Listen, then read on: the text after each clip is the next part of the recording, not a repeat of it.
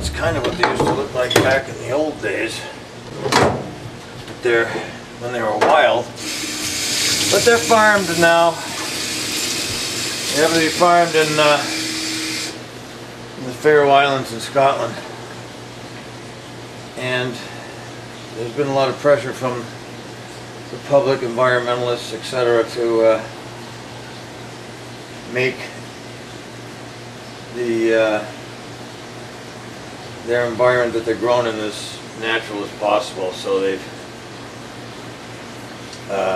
eliminated some of the things that are mostly associated with farming, such as antibiotics, growth enhancers. And these people have responded with the right product, like I say, hormone and antibiotic free, and they're in low density pens, so they are a nice healthy fish, and they're out in the middle of the ocean where it's a nice free flowing tide. It's not in a harbor where food and waste stagnate for an hour or two before they get thrown back out with the tidal change. It's just a constant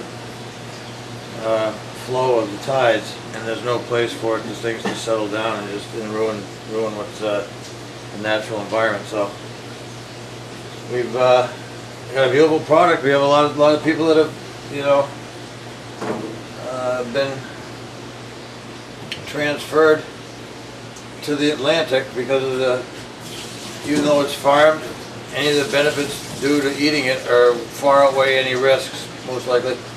But there are a few hangers-on that insist on the Wild King, and they are in season right now. So there's a beautifully fresh Wild King salmon from the Northern California rivers. A fish like that, from a little inch-long smolt that actually makes it out to sea, and I bet he's out there probably. Fish like that's got to be 3 or 4 years old, I would think.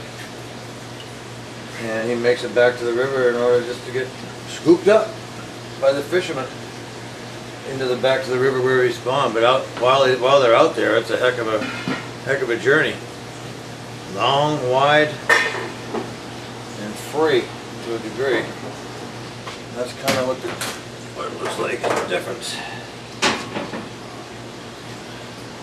Much fattier, naturally anyway. The species is much more fatty, and they're fatty now because they don't really swim as hard as these guys do. So the fat in fish is actually pretty good for moisture and taste and health benefits. The omega-3s.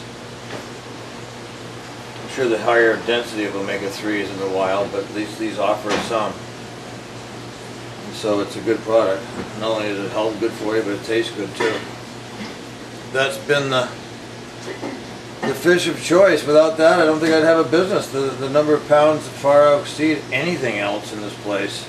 As far as haddock and cod, all the local species that are caught and offered here, the salmon is the one that people want.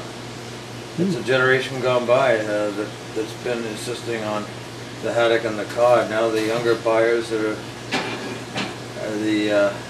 the future and the present are all into the salmon, so we've done well with that. So I took a little tail off of this guy yesterday. I'm going to take this. Oh, what's this? Yeah, people buy it with the skin on, but I don't know how many people eat it, but if they do, a lot more pleasant with no scales, so off they come.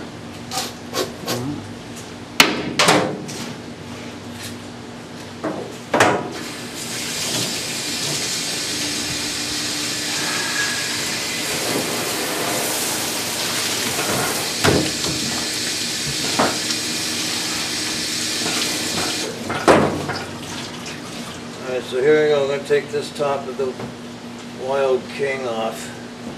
Are we in living color right now? Yes. Are we in color? Yes. Nice.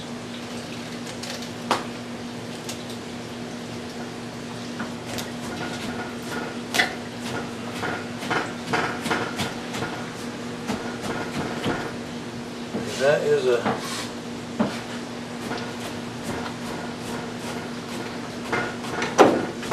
That is a color only Mother Nature can come up with, really, and that there is a color called salmon, and that's what it is. That's pretty much perfect.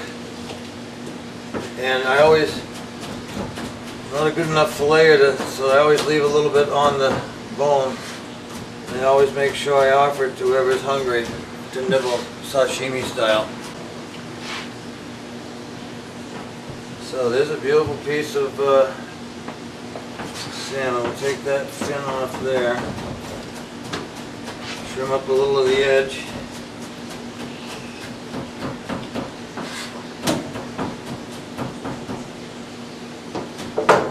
Alright, almost good enough to eat. Clean it up a little bit.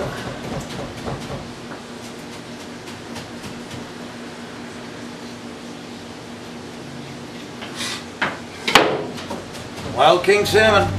What do you want for night?